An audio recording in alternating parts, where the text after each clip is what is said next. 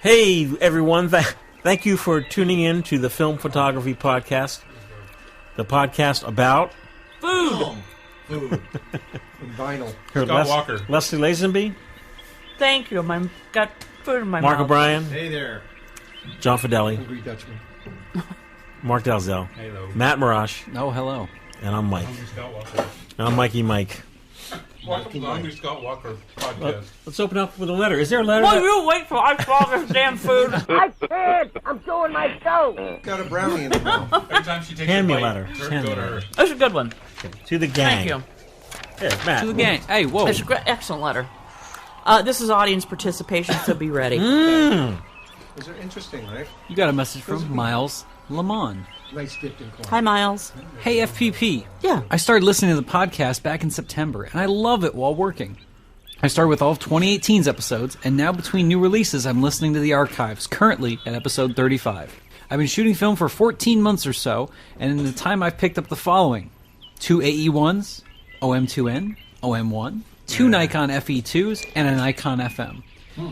I really want to pick up one system to focus my money on, which film, just all the film. Yeah. Okay. Which one would you all pick, and what are some recommended lenses for that system? Again, the cameras are AE1, OM2N, OM1, and Nikon FE2, Nikon FM. There's no I know question. M2. No question. Try to trick me. Whoa, No whoa, whoa, question. we'll do the round table. I think this might create some live... Oh, see? Ah. Just did it. Just did it get us Pitness. talking. I think this might Pitness. create some lively conversation between the brand loyalists on the show. Keep up the great work, Miles. Ooh, boy. Oh, well, since I'm right next to Matt, I will start. I think, Miles, you need, without a doubt, to pick yourself up a Canon T60. And I will tell you why. T60, it's light, it's easy to use, it's aperture priority. It is the black sheep of the Canon family. As a matter of fact, it's not even made by Canon. What In makes fact, it's a goat. which makes it great, because people who don't like Canon, they'll be like, No, you're shooting with the Canon. and you'd be like, No, it's not. It's Casina. "Who fat us, Wow. Leslie?" Well, I would... Because Not- nothing's more respected than Canon than Casino. Not F you Miles, F you those people that are making fun of your T60. What are making fun? Leslie. Leslie would say the Olympus OM2N, because it's even lighter than the T60, and it's even easier than the... He's already got one of those. No, that's No, what he's saying which should he what dump should his he money keep? into? He wants to kind of know which to keep Which and to focus dig his on. heels in on. So definitely the OM2N gives you a little bit of automation, gives you an incredibly accurate metering system. What kind of meteor system is that? Incredibly accurate. Incredibly accurate. And when you go into the manual mode, the screen changes to plus and minus metering. This is an automatic camera, which is so cool because that's a good traditional screen that you see with a traditional manual camera. Too light, too dark, just right. That's You got it. Too light, too dark, just right. All of the Derev film that I tested was on an OM2N. I haven't used my OM2 in a long time. And what an absolute joy. Lenses, 50 millimeter, 28 prime, maybe a short telly like a 100 or a 135. You got the world in your camera bag. OM2N. Mark? What Nikons did he say he had again? He had the FE2 and an FM. Okay. Not an FM2, but an FM. Thank you. The FM2. The FM, not the FM2, right? That's correct, a straight FM. Straight FM. Well, I happen to have a straight FM here with me that I brought from Ann Arbor. And it's Well, send it to him. One of my favorite cameras. The FE2, however, is a little bit more automated, and it will probably be great if you like shooting aperture priority. It's also very lightweight.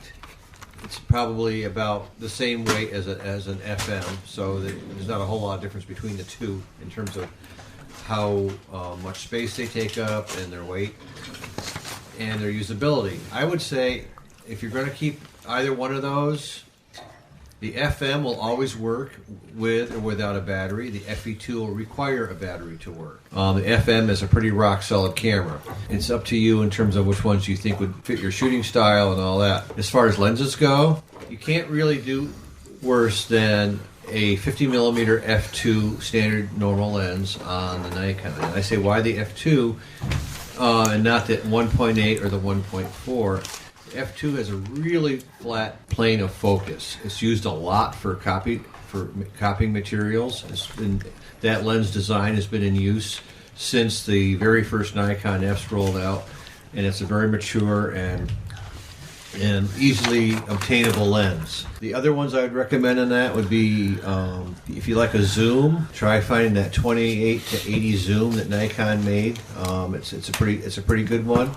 But I would say if you like standard lenses, I would go for the 85 1.8 or the 105 2.8, depending what you like shooting.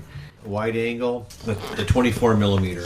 I think that's one of their best wide angle lenses. So there you go. That's all cool, Mark, but he's investing in that Canon FD, so he'll make some notes and then pass it along. You already bought a T60 and then fast forward through all this anyway. Yeah, I think we have a stalemate. I mean, we have one vote. John, do you have a vote? Nikon. Yeah, I never heard of none of them cameras. Throw them all away and get a plastic Fantastic. Oh, I thought you were listening to X700.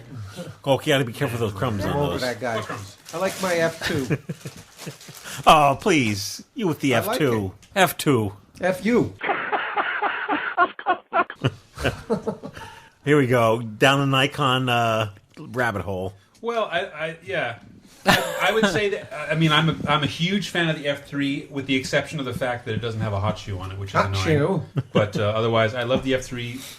There have been, like Mark was saying, there's thousands of lenses made. Mm-hmm. Yeah. They all fit the F3. Every Nikon lens ever made before G lens 99 will fit it. They're easy. They're plentiful. They're cheap.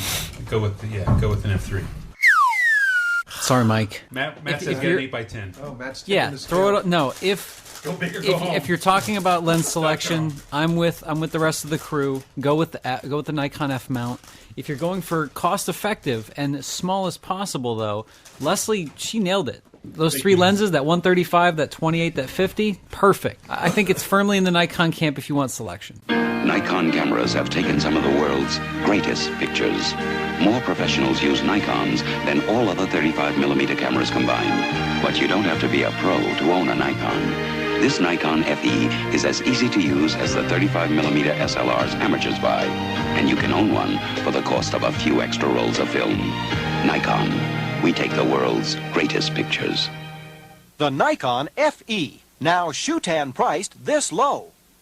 For cameras today to shoot your way, it's Shutan. For every camera need. Shutan Camera, downtown on Wacker Drive at LaSalle, now has the Nikon everyone's been waiting for, the programmed Nikon FG.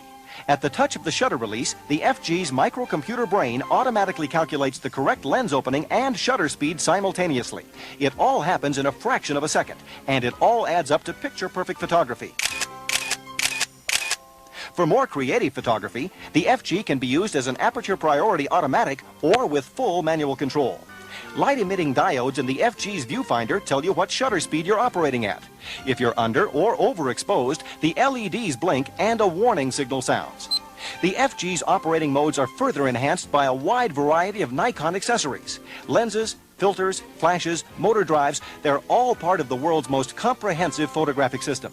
And with them, your creative capabilities are endless. Shutan offers the FG, its attachments, and expert advice on how to use them to achieve the effects you want.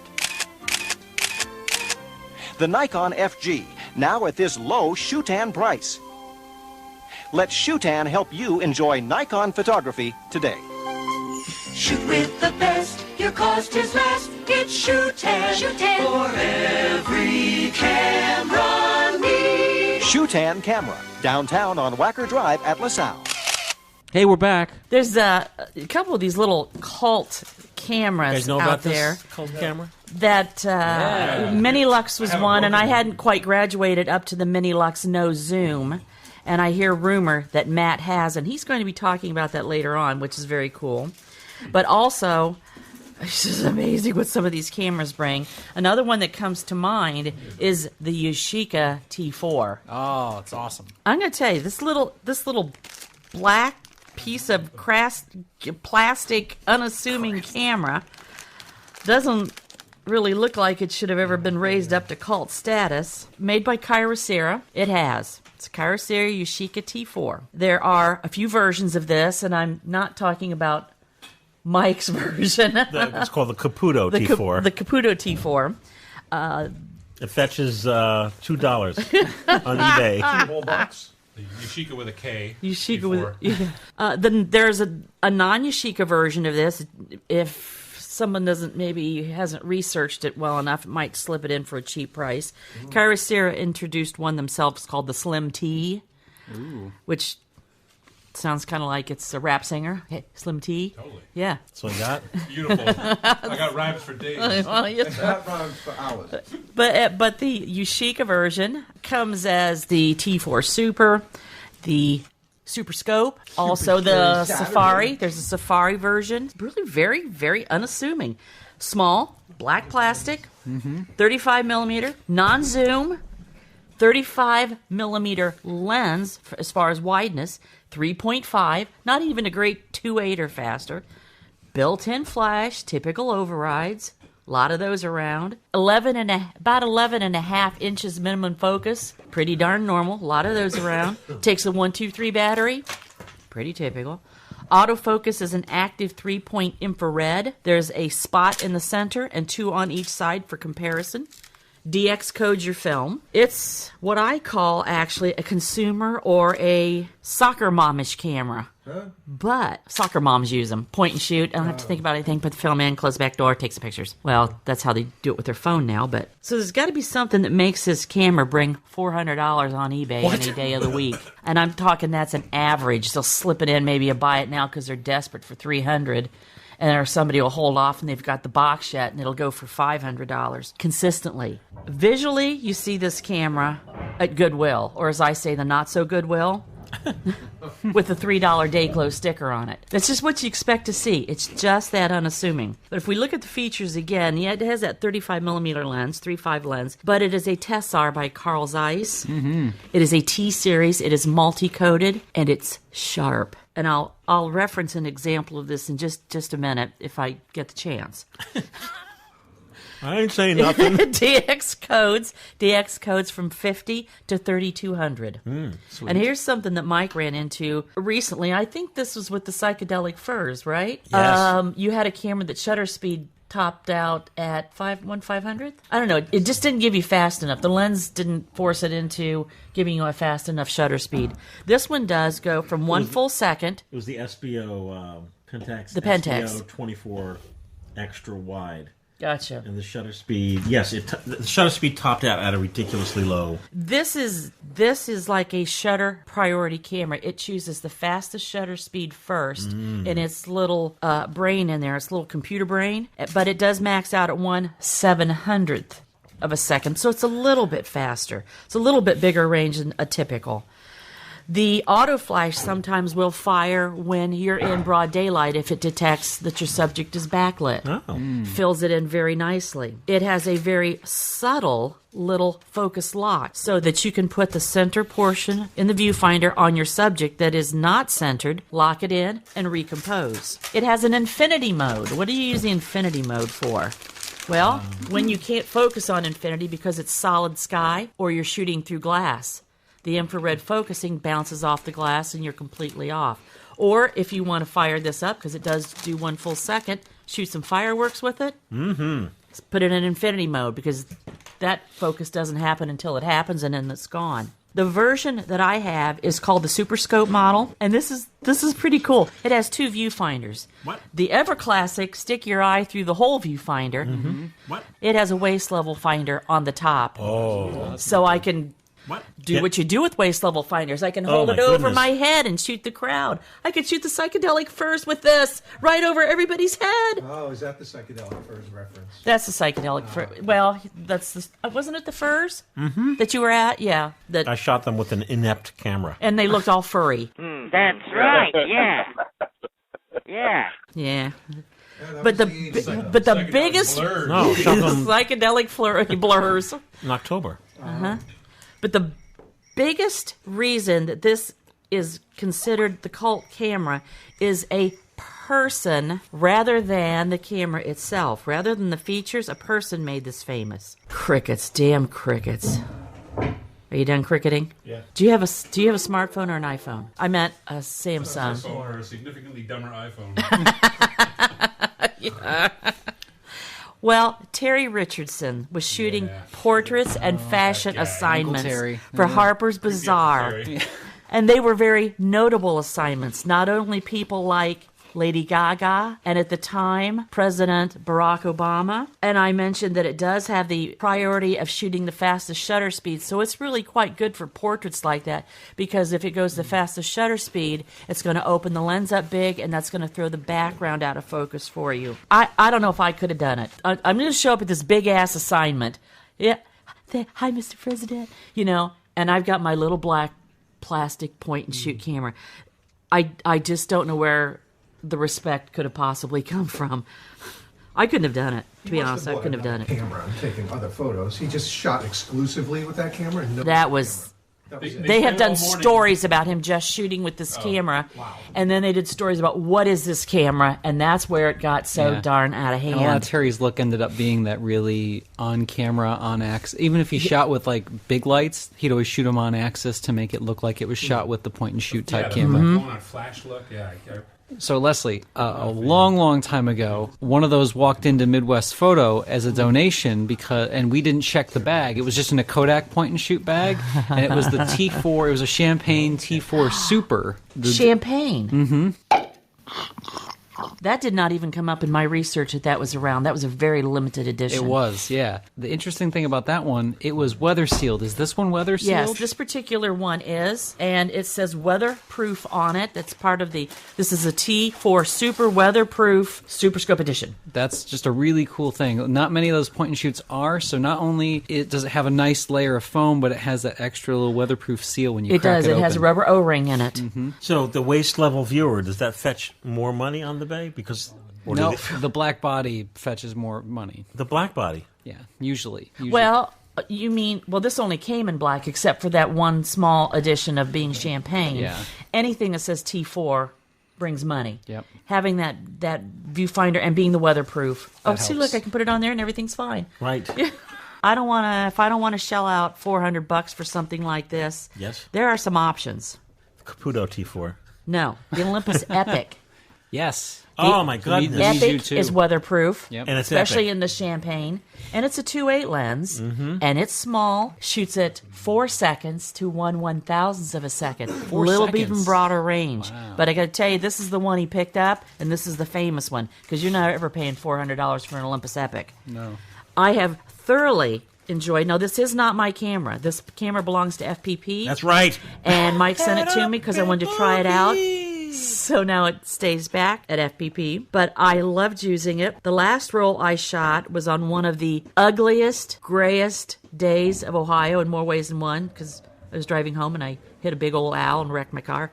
Kind of wrecked up my car. I didn't wreck me, but anyway, it was so gray. It was flat, no clouds, anything. And I'm driving along and I see a drive-in movie theater. Nobody around, so I drive in, I drive around back, and I'm taking some pictures. These are kind of fun. I get them, process them. I think I did it on, there again, it was the new film, the Derev Jaeger edition, which will, I believe, be the Pan 400. Yes, that's right. And scanned my first neg, and the first thing I thought was, oh my God, these are so sharp. Edge to edge sharp. No vignetting. These are sharp. I have done nothing to this negative yet. The reputation that the lens has holds up. So the next time you're in at the Starvation Army or the Not So Goodwill, and you see one of these, here come the letters, right? Especially don't hesitate if it's got that Dayglow $3 sticker on it. Yeah. Well worth the money. Fantastic little camera. Still $400 fantastic. I'm not so sure. I do really like my little Epic and my little Rolly Prego Micron. Sweet camera, though. Thanks for letting me try it out, Mike. Yes, you're very welcome. Thank you, Leslie. Yeah, thanks for letting me try it out, Mike. Okay, here's a quick shout out to some of the schools that the FPP has been donating to. Ms. Allison Owens, she's at the Richmond Community High School in Richmond, Virginia. They just got a large batch of cameras in 2019. Yay. And then this one said, Thank you, John. This one's delivered by Leslie. Yeah. This went to Melinda Weber at the Don't get your hair cut at the Eclipse. Oh, at Pickerington North. Pickerington High School North. Yeah. Pickerington, Ohio. Leslie, what was that experience like? That was the Great Gray Day. Oh, what's So I brought this camera along and shot with it. Yes, the Great Gray Day. They were very grateful for their cameras. I was a little early. They thought I was from Midwest. Yeah, but that's because maybe not even a week earlier, I had visited to talk to their class about shooting. And Mike, we can play the little audio spot with Melinda that I got of that. Get out of wonderful. town. Really? Yeah. You have an audio spot? Yeah, I got him here. All right. Probably what was fun though was when I got there in the class, they were grading test papers. So I got to sit at her desk, and the questions were pretty awesome that was on this test of what they were teaching in the class. And this particular test was on darkroom technique and darkroom use. So that was kind of fun. For a high school, they have a sweet darkroom. I mean, it's very much like what we had in Findlay. Anyway, I got Melinda's cameras delivered and then headed home to my other adventures with my T4. Matt, what is the clip? Introduce the clip. So I visited to just talk about working with film cameras, why I like film. It's really hard to get, well, I don't think now it is. It's actually cool to like film again, but it's what excites me about film is it possible to do work and get paid if you shoot with film. So I was just talking to the class about that, and then there was a couple of students. They were just telling us why they like to shoot film. All right.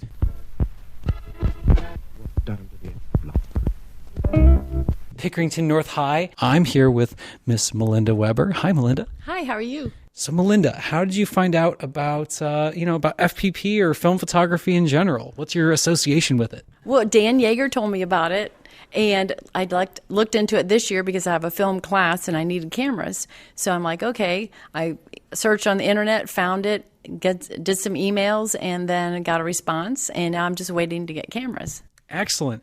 Was this your beginning darkroom class here today, or what class was this? This is beginning darkroom. Beginning darkroom. Excellent. And we had a full house. This is pretty cool to see. How many students do you normally have in your darkroom class? We have 22. This is the actually first film intermediate class that we've had.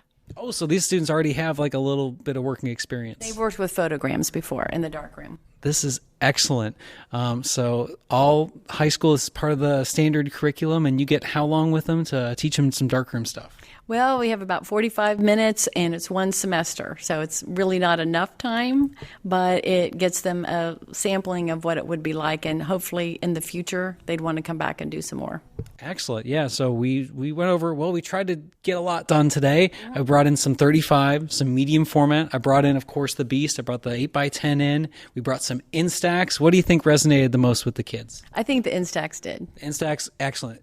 And I think your talk about the camera, to me it looks like the old Browning camera. Mm-hmm. I forget what you call it. Oh, the Hasselblad I had. Yeah. I think some of the girls, I saw their eyes light up. Like, yeah, that would look really cool, and I would really like using that camera. Oh yeah, it's always a hands-on thing, and when you can see yourself with the camera, it does something way different than just seeing a slideshow about everything. I definitely saw some eyes light up on that one. Excellent. Hopefully we got a few more converts, and what I got most out of the class is there's definitely some hunger to get something different out of their pictures. I saw a lot of cell phones taking pictures of other pictures, so there's an interest there. It's just really engaging it and kind of making it click. Mm-hmm, it is. Cool. All right. Any any final thoughts for us at the FPP? I just think what you're doing is great. Now that I know you're available, I'm going to think of ways to incorporate you back into the classroom or come up and encourage kids to come up and take classes. I'm even thinking field trip or something. Oh, absolutely. I'm game. Yeah. Yeah. So we're just going to have to see where this goes, but it's a great opportunity for the students, and I really appreciate you coming out. Cool. Well, thank you so much, Melinda, and hopefully we'll look forward to working with you soon. Cheryl Teagues as seen through her Olympus OM10. The OM10 can see me in many ways. With an Olympus telephoto lens, you can get in this tight. With a wide-angle lens on your OM10, you can see all of me. Or with the zoom, you can do both. Snap on a flash to see me in a different light. There's even a winder that shoots off several Cheryls per second. And it's amazing how a camera that's part of a system this big is this easy to use. With Olympus OM10, great shots automatically. Now Mark D is going to talk about the... This is a Voigtlander Bessa.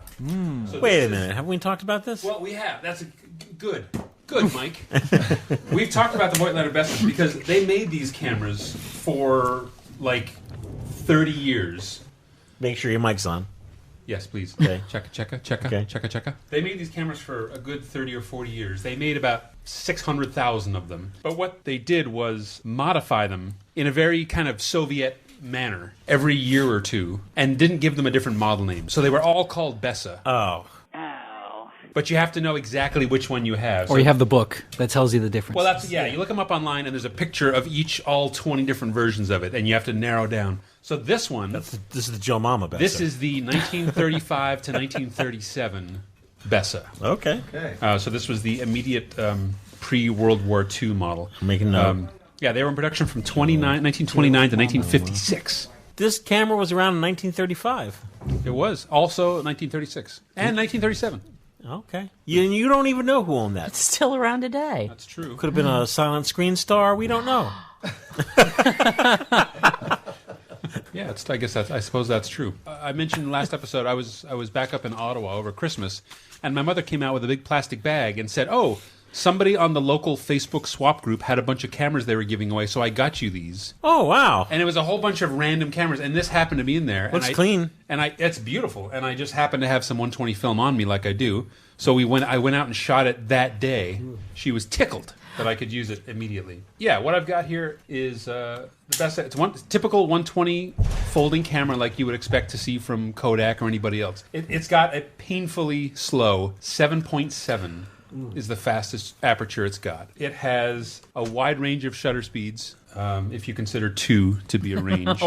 A wide range. It'll do a 25th and a 75th of a second. That's it. That's pretty wide. That's it. Okay. Plus bulb and time, but that's about it. Technically, it's really kind of terrible. The cool things about it that I like, first of all, I love this feature. It has a flip-out trigger on the body. That's pretty cool. So it's very ergonomic to shoot with. Yes. It's a self-cocking shutter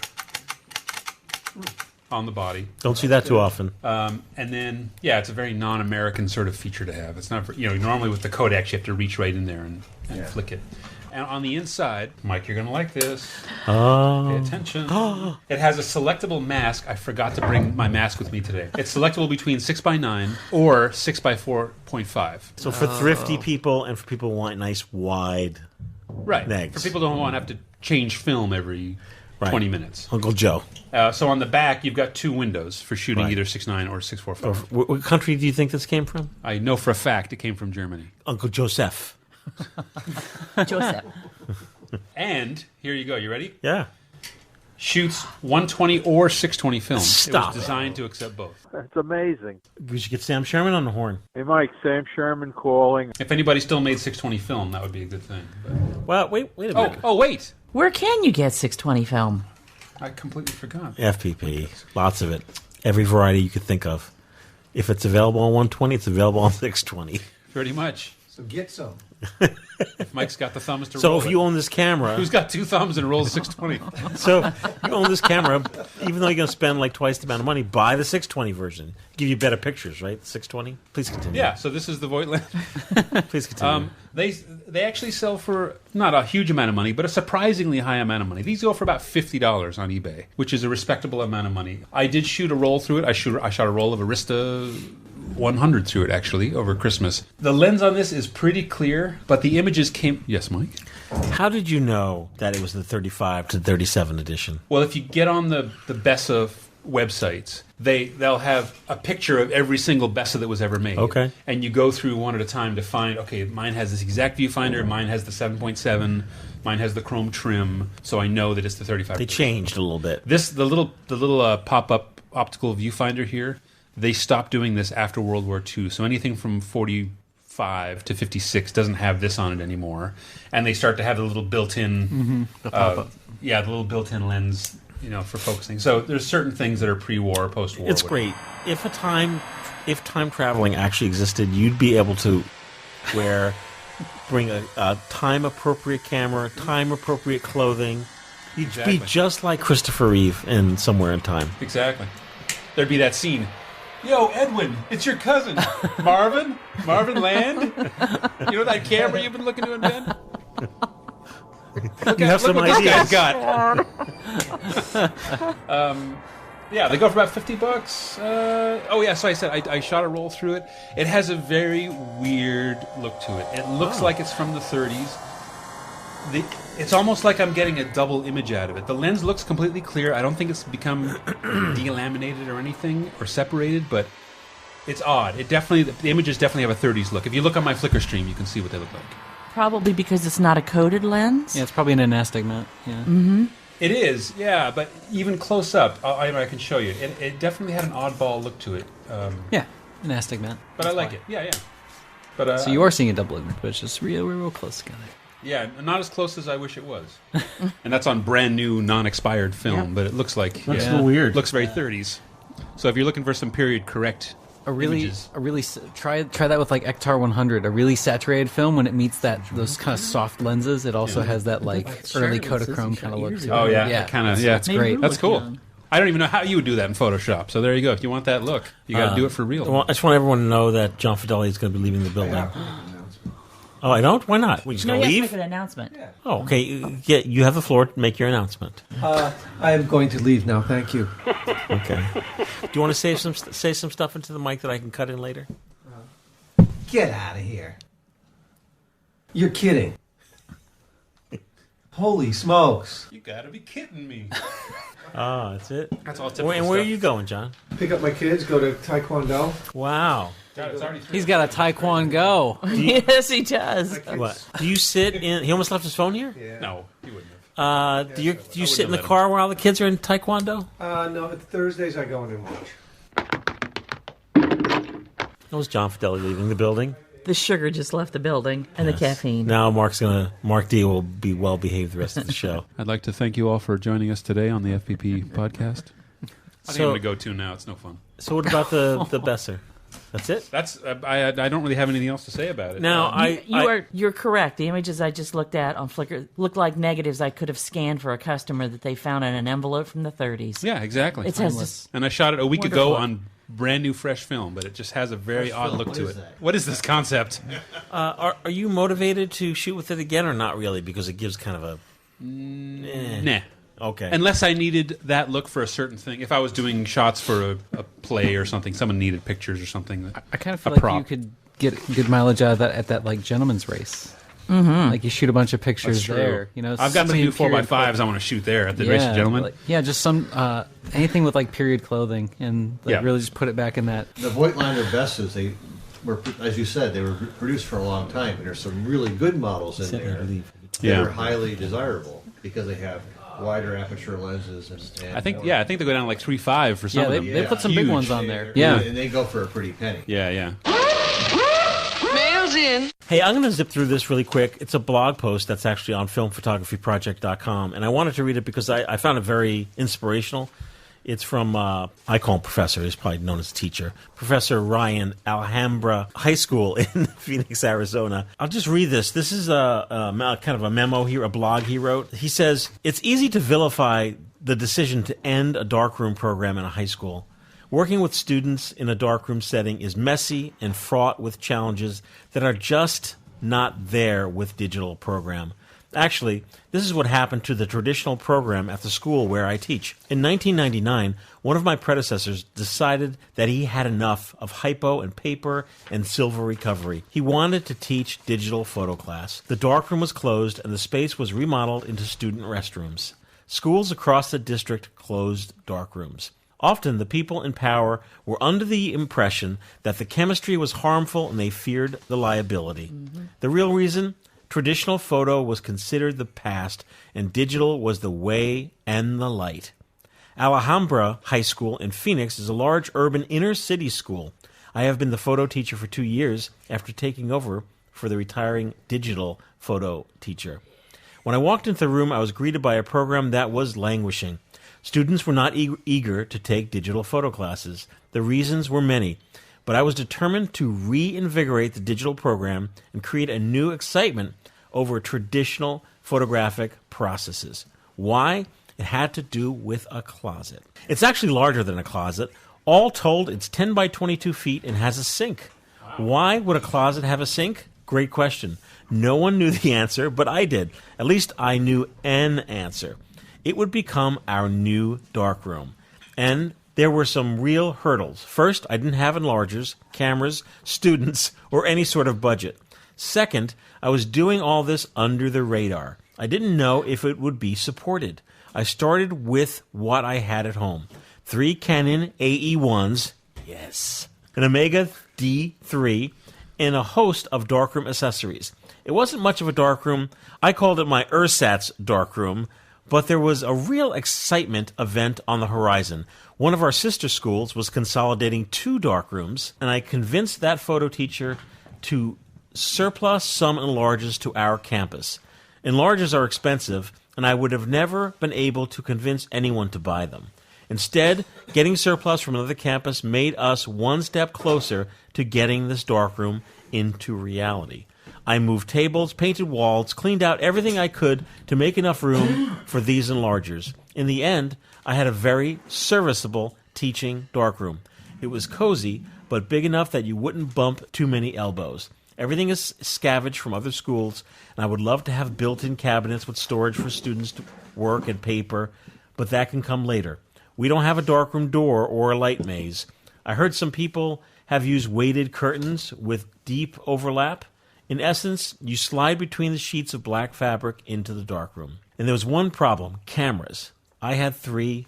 We needed more. I also had to keep in mind that I would not have enough cameras for a 2-to-1 ratio. Even in my digital photo class, I cannot check out a camera to every student. The cost is too high, and I would be forever keeping track of cameras and equipment. At other schools, it is very common for students to take photo classes and use their own cameras. But parents in our attendance zone do not have the income to buy a camera. Maybe 10 years ago you could find a nice little film camera at Goodwill, but even the used camera market has become too expensive for schools to justify replacing worn-out ones.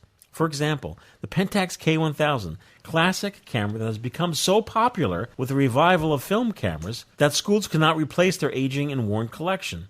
For this photo class, I didn't want vintage cameras like my AE1s. They were good cameras, but vintage camera is basically a repair waiting to happen. I needed something with a good meter and was new enough to have some life left in it. That's where Mike and the FPP stepped in.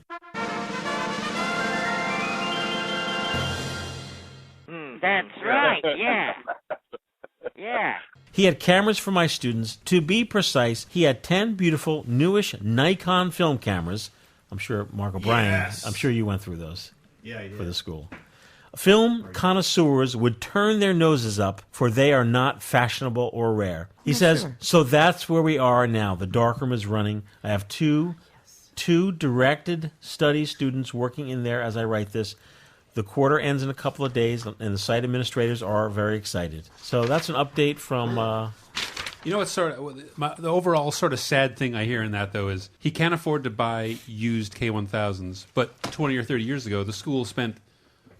how much was a brand new K1000 when they were out? I mean, they were spending hundreds and thousands of dollars. School administration can't justify that's what I mean. It's sad spending now. money on old technology. No, and they're making the teachers front supplies and all this. They could buy a dozen used K1000s for the price of one football helmet. I'm just going to say it. All right, go. As much as that is, he's had to clutch everything together and make an ersatz darkroom and all that. I'll bet the students are really excited to be shooting film and being able to make their decisions on how they want to do things. It's not being done by a little computer in a camera for them. You know what else they like about it? Their parents aren't doing it. That's Yeah, right. They're that's rebels. why it's cool now. It's cool now. Their parents don't understand it. That's right. From the retail side of things, the most excited folks about film photography right now, average age under 20. Yeah. Most of them are high school. Most of them are not quite college yet. By the time it's college, that's their gut class. That's the easy class. But for the high school kids, they're really, really excited about it. And I think the other thing is that these kids have grown up with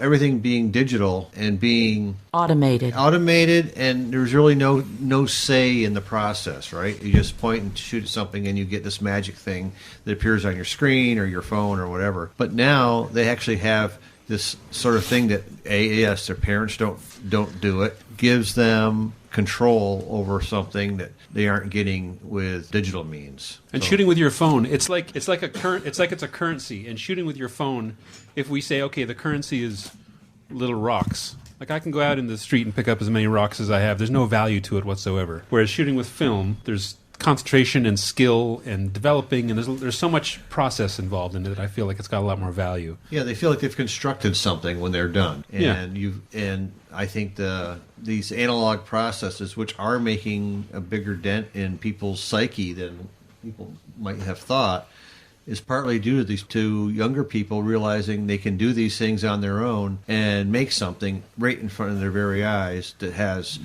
its touch and feel. They can, there's a concrete thing that they can do. It's pretty cool, Matt, because you see the people come in the store, Midwest. Oh yeah, and they're picking, and it's fun. I don't even have to tell them like what's new. They're like, "Hey, do you have that Ektachrome?"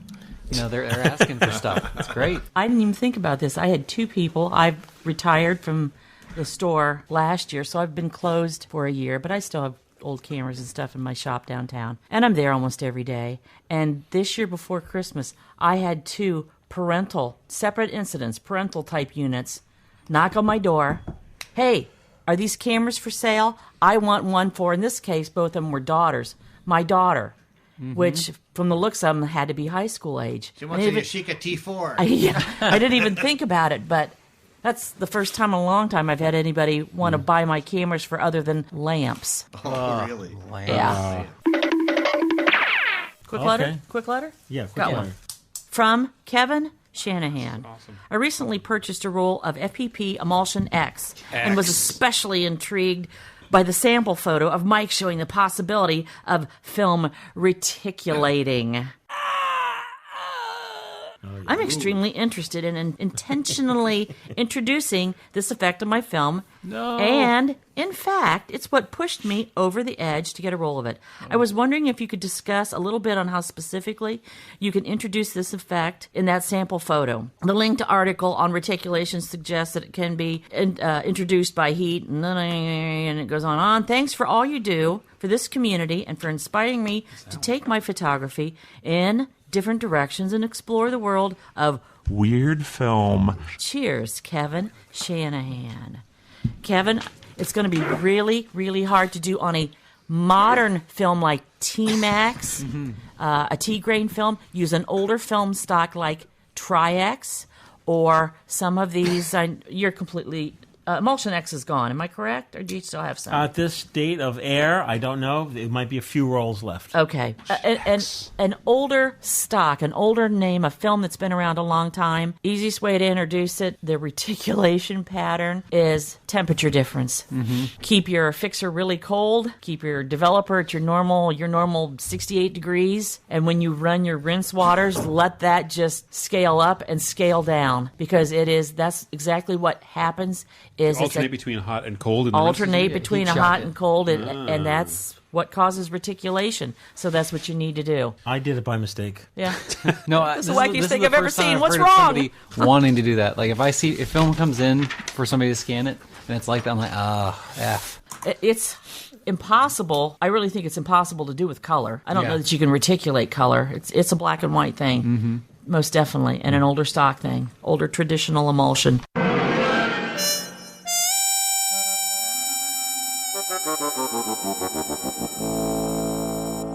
Back in early December, I stopped in a local thrift store.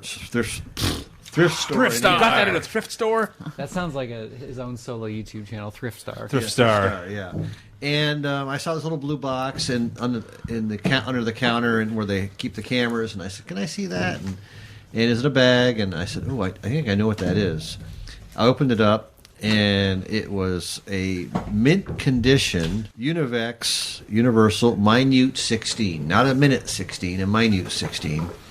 And it looks a lot like a little miniature movie camera. And Mark D, back in episode whatever, when we were talking about sub-miniatures, I believe, at the time, he brought in this little Tindar camera, and it looks like a little movie camera, just like this one does.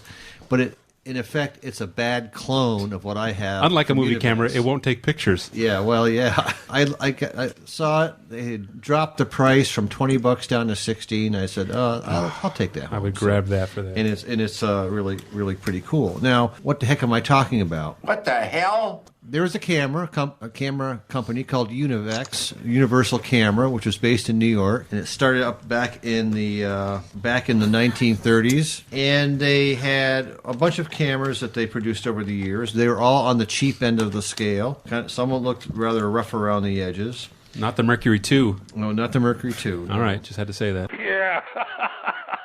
And so, first, let me talk a little bit of the history of Universal Camera. Back in 1991, a book came out, The Univex Story, by Cynthia Rapinski, which is, if you're interested in American camera companies, it's really a great book to pick up, because it's all about the rise and fall of so many similar companies. Other similar camera companies had similar fates because they weren't able to compete in the ensuing years into the 60s after the World War II. But Universal was started in 1932, and it was immediately successful with their first camera, the Univex Model A. Now, you may have seen these. They're made of Bakelite plastic. They're little tiny things. They sold for like 39 cents back in the 30s, which is, today we would say that's pretty cheap. You can't even buy a candy bar for 39 cents. But back then it was still pretty inexpensive. And it took their special size 00 film, which was made by Gevaert in Belgium. Mm-hmm. But they spooled all that stuff over here in the States, and they had quite an industry. And they sold millions of those Univex Model A's. They produced 6 images on a 1.5 by 1.5 by 1/8. 1 1/8 inches negative size, so they were pretty interesting. And they weren't necessarily an outstanding camera, but they did sell 15 million of them. So if you see one, people say, oh, that's got to be kind of rare or worth something. They're not worth much, a couple bucks at most. The film spools were unusual because they had a V-shaped notch on the ends for the spools to fit into the camera, which meant you couldn't just go to Kodak and get something similar. So they had locked it. They had kind of taken the Kodak model of, we'll produce the camera and the film only fits this camera. And they did that with a whole bunch of cameras by Universal Camera or Univex. And so you could call it the razor blade model of camera production. And of course, after that success, they designed quite a few cameras.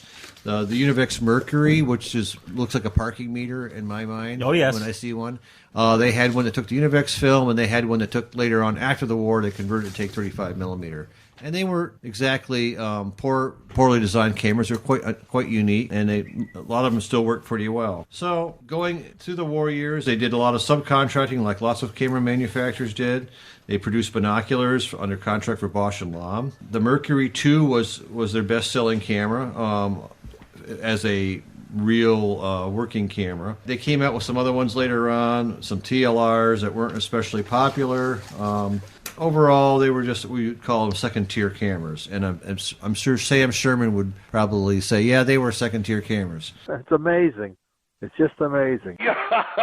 They started running into trouble with their creditors and so forth. What kind of trouble? And they came out with trouble. They had this idea of coming out with the Minute-16 as being the camera that would save their company. Interesting. Yeah. Save their keys to camera.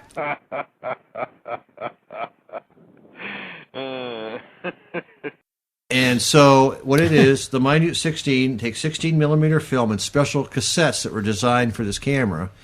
And it's got a actuator arm on the side that advances the film, which is pretty cool. And it's got a little film counter in there. And it's got a shutter button on the side. The original one had 3 f-stops, f6.3, f11, and f16. The later version also has an f8 setting.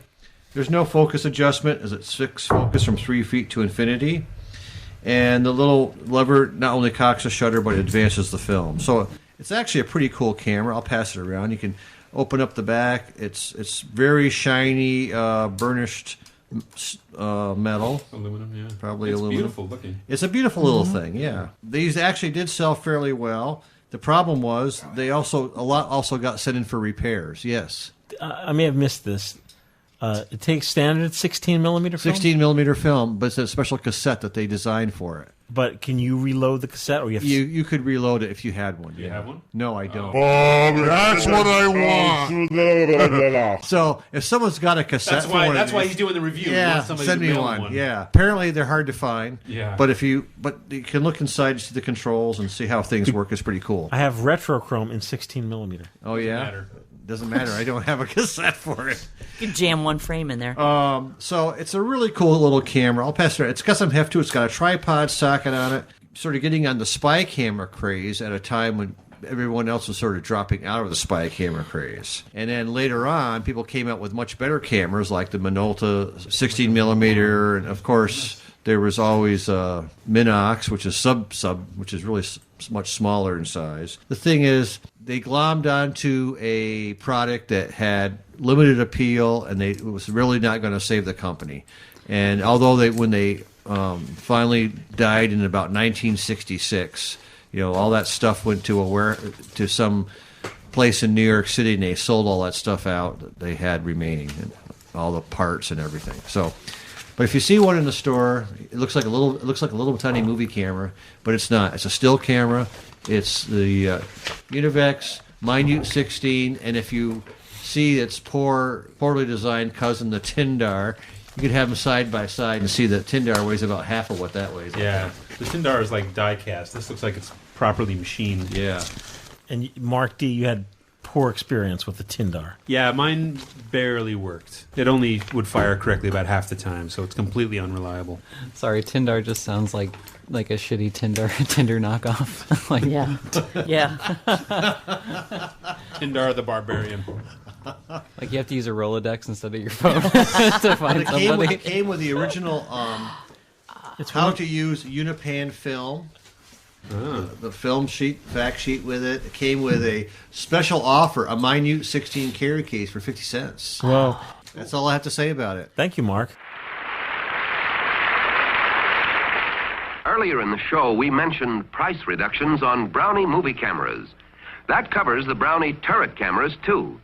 And now here's Ozzy to show you how they work. Well, here's the Brownie turret I use, and I can get 3 different kinds of movie shots with it. One lens gives you big telephoto close-ups. This is for your medium shots. And when you want a beautiful wide-angle shot, use this lens. Now watch. This is my wide-angle shot.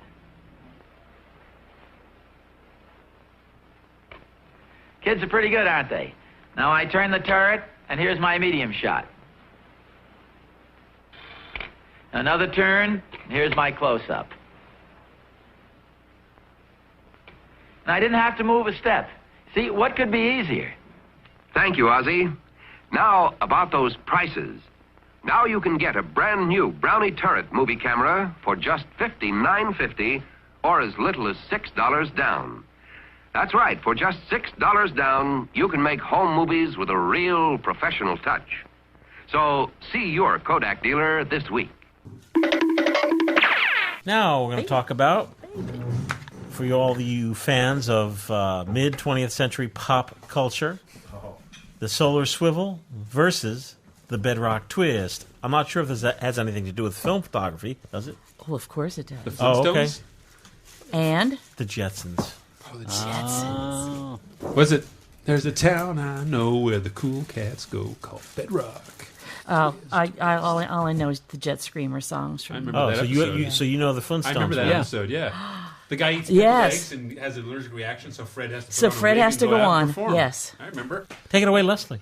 Great. There's been this internet conversation, the keyboard commandos have been going on about how you agitate your film during processing. It's almost like the stop bath water thing, I do it this way, it's got to be right, I do it this way, it's got to be right. But whether you're doing the swizzle, the twizzle, the swivel, or inverting... I do a waggle. Do you? I don't even know how to do that. Film has to have agitation during processing. Flat out, that's what it is. Now I'm going to talk about tank processing rather than tank rotary or tray processing. Those all still have to be agitated, but they have their own method. Technically, film's made up of little silver bits embedded in a gelatin base. And if you look at gelatin, highly magnified, it looks like spaghetti. with the little silver bits hanging around in it. So agitation is necessary for two means: getting the chemicals to swirl in around those pieces of spaghetti and getting that spaghetti to swell with the chemistry. I know what you're saying right now is, I don't give a crap about all this. I just want to know the best way to agitate my film. Get to the finish. Get to the point. How do you do it? And probably our most popular method of film developing is with a plastic tank, plastic reel, probably a Patterson type or a Patterson knockoff. The other options are stainless steel. They use inversion. They never use the swivel, the swizzle, or the twizzle. Ah, swizzle sticks. Yes. And Jobos use a rotary system. Patterson tank, though, when you get a new Patterson tank or some of these other, as I call them, Patterson knockoff tanks, come with a lid and come with a swizzle stick. Mm-hmm. Wait a minute, this has nothing to do with the Flintstones? Or the Jetsons. Oh. Unless we all sing eek up or when we're done. Okay. Okay. I knew you would. Normally, I invert, which means putting that lid on the tank, make sure that it's sealed, and you flip the whole thing over gently so many times, so many revolutions at a certain time each time throughout your development process. So the lid, obviously, is for inversion because you don't want to flip it over and have all your chemistry come out. And the stick is for the swizzle. You fine-tune both of these methods. Some people invert 5 times every 30 seconds. Yep, twice a minute. People have the sweats over that. Like, oh, should it be 4? Should it be 5? I think it takes a little bit more sweats for T-Max. I always really, now I'm sidebarring here, but I always had a list in the darkroom. If Professor Jeff brought me film to hand process, his was 4 inversions at the top and 5 at the bottom. That's how tight T-Max can be. If I did 5 and 5, the film was just a little too overprocessed. It wasn't right. So I does fully appreciate people who can tell the difference and who. That's totally not the way I do it. Just so people, if people do stress over it, there's always guys like Mark who are just like, oh, shoot, I haven't agitated for a couple of minutes. I better go in and spin it around. Got to go check my film. And it kind of works. But the pizza's done or the film. I'm not sure which. I'm completely impressed by people who are that precise. Well, at that point, it was commercial, so it wasn't just for me. So, exactly, yeah. Yeah. And I think once you do fine-tune that, we're going to go back to that is a gentle inversion. So you're not making a martini and shaking the crap out of this. But once you fine-tune it, you may also find something I talked about a few episodes ago, consistency, and you may find that you're shooting at box speed again. Mm-hmm. Box speed really is there for a reason, but people, they just love it. It's not an arbitrary number. I don't shoot at box speed. Well, might be a reason for that. But there are times when I swizzle. And if you would remember, and of course you don't, no one but Joseph Runges remembers episode 194 in particular. When you say swizzle, you mean... You put the stick in, and you go in a back and forth motion. Well, you can actually even just go in one direction. It doesn't really matter. I don't have any of those for my Patterson tanks. I didn't realize that was even a thing. They came with them, but if you got your tanks used, yeah, mine are all used. Then they lost them. No, I didn't realize that there was even an option. They're notched on one end, so they fit down and then. Probably makes them out of drumsticks or something. You absolutely could. I've used alternatives when I couldn't find the Swizzler. Yeah. There are times when I do use the swizzle with my Patterson, and one time is when I use color processing or C41 because the gas builds up in the tank if you have the lid on it during the Blick stage. And if you remember in episode 194, we had the Doctor is In segment with the guy that had the exploding Blicks in his darkroom. And his solution was, and it would be yours, Mark, too, that if you don't have the swizzle stick, you have to burp your tank. What? Burp the baby. You got to burp the baby because the gas builds up. And the gas will build up in color, but it can if it's also freshly mixed black and white. You kind of have to watch that. That lid starts to bulge, burp that tank. If you just don't even want to think about it and you have the swizzle stick, just swizzle. It's about the same thing. You're going to swizzle for 5 seconds gently every 30 seconds. So the way I do it, I use my Patterson, but I don't actually put the lid on. Every 30 seconds. You swirl. What do you call that? Swirling. That's a swirling. And then 30 seconds I'll go the opposite way. I alternate. That's really kind of a modified swizzle. Okay. A swirl's a modified swizzle. Swirl. All right, gotcha. Uh-huh. Just want to make sure I got the technical term down. Absolutely. Talking to the boys down at the film lab. Exactly. I need a swirl, gently swirled. Give me a clockwise swirl. Clockwise swirl with an olive. So I do it for color because of the gas buildup issue. Mhm. I also do it because you've heard me talk about Diafine Developer. And that is a 2-part developer. It requires that part of A stay on the film for a while when you put in part B. It's a 2-part developer. You can't have it rinsed off right away with very aggressive agitation. Inversion's going to get rid of your developer too quick. So I definitely do the swivel when I do Diafine Developer. Okay. Swizzling's a little harder too to over agitate. Yeah, you It really really gotta be is. cranking it. Yeah. You really have to be cranking it. If you over-process your film, and not over-expose your film, but over-develop your film, you show it to me, I can almost tell you for sure whether you're a swizzler or an inverter. Time to wake this show up. They wreck your film in 2 different ways. Oh. Yeah. Interesting. You can under agitate, but that's rare. Maybe Mark, because he gets up and leaves the room. Is that true? Do you go watch TV? And then No. come back. Sometimes I'll get distracted and eat a bowl of cereal and be like, oh, it's been 3 minutes. Gotta go swirl. No, you Swirl, swirl. I'm a swirler. Gotta go swirler. So the answer way back at the beginning, which is best, most of the time it's personal. There again, be consistent, be gentle, and don't be concerned or afraid if you have to change up because you're thinking, I want to do color, it's freshly mixed. Leslie said it's going to explode all over my kitchen, and I don't want to get it on my... She said, don't get chemicals on your heat helper, and don't worry about it, just do it. You can do it. You can do it! You can do it! You can do it! So the surge marks you get at the sprocket holes, that's from over. Yes. That's from shaking, like that's going too heavy. Exactly. It's hanging. And I can tell that that's not a true stick developing. You get those surge marks that hang up in the sprockets and run down. That's from pretty heavy agitation. And a lot of times it's from inversion. A lot of movement through there. So Yeah. I would be wrong with you That's because from a you're... shaker. Yeah. Well, I don't get them. I mean, but I've seen it, yeah. Is it true that if you're an aggressive swizzle sticker user, Yes. like if you're so aggressive, Yes. can you basically make that your sous vide because you're so aggressively swiveling it that it heats up the water? Man, I'd get an Like arm the cramp if Flash. that happened. Yeah, exactly. The This boil. whole time I'm working on this episode, all I can hear in my head is Jet Screamer and the Jetsons episode, and everybody's doing the solar swivel to eke up or ah.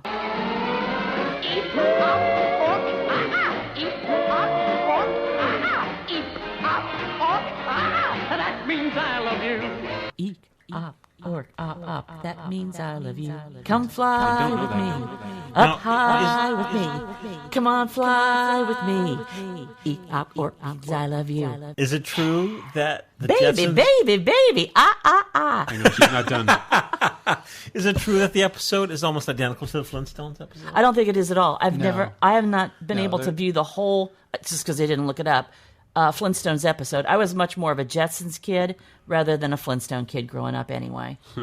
So Typical. It makes sense. Both my moms like the Jetsons, especially Is that that right? episode. It's my mom's favorite episode. Oh, really? Mhm. This is where, see, it's kind of maybe a knockoff, one or the other. Something happened to Jet Screamer's drummer, and George had to go on and drum for him, and he was like really nervous, and they put a mic in front of his face, and they said, how do you feel? And he goes, I feel.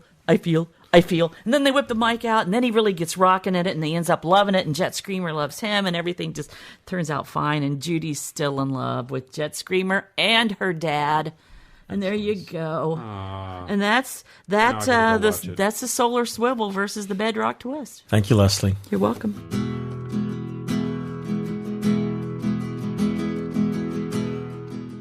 Well, I want to thank everyone for tuning in. This has been a exciting episode. Rocking and rolling. Oh yeah, rocking and rolling with the Flintstones and the Jetsons. And we'll be back in 2 weeks. Now, is Mrs. Jetson on the drums? No, that's Flintstones. Oh. And how does Fred get Fred involved? accidentally poisons, like he's basically Elvis. my So he goes out and lip syncs to a record.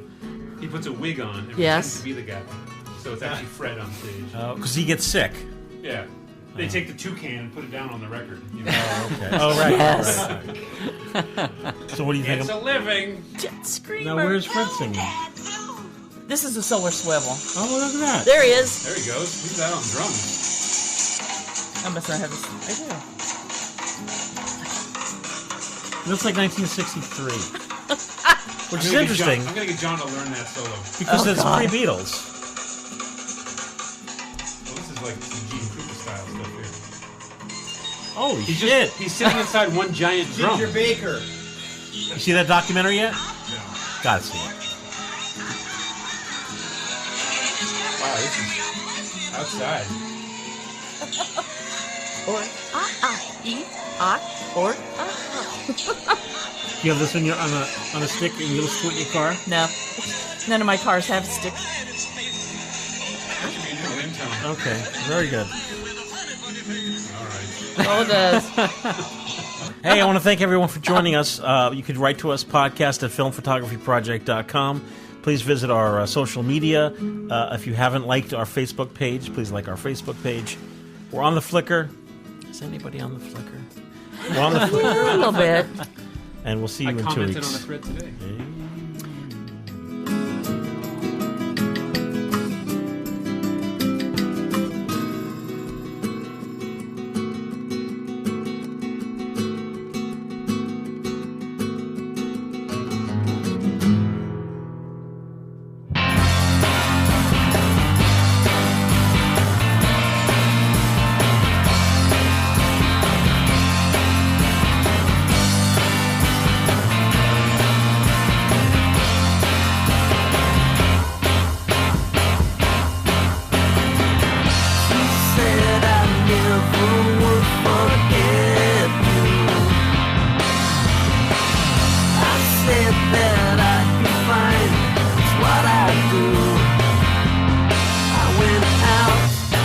Some clothes, but they look just like your clothes. Played some songs in a bar on your Fender Jaguar, but they all point, yes they all point back to you.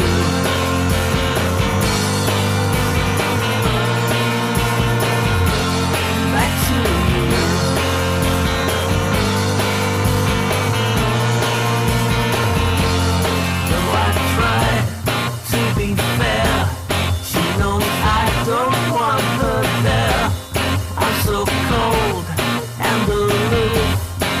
I'll have to face the truth that it all points, yes it all points back to you.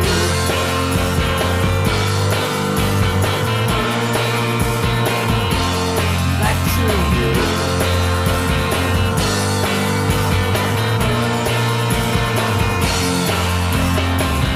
She said I never would forget you. She was right. You can do it!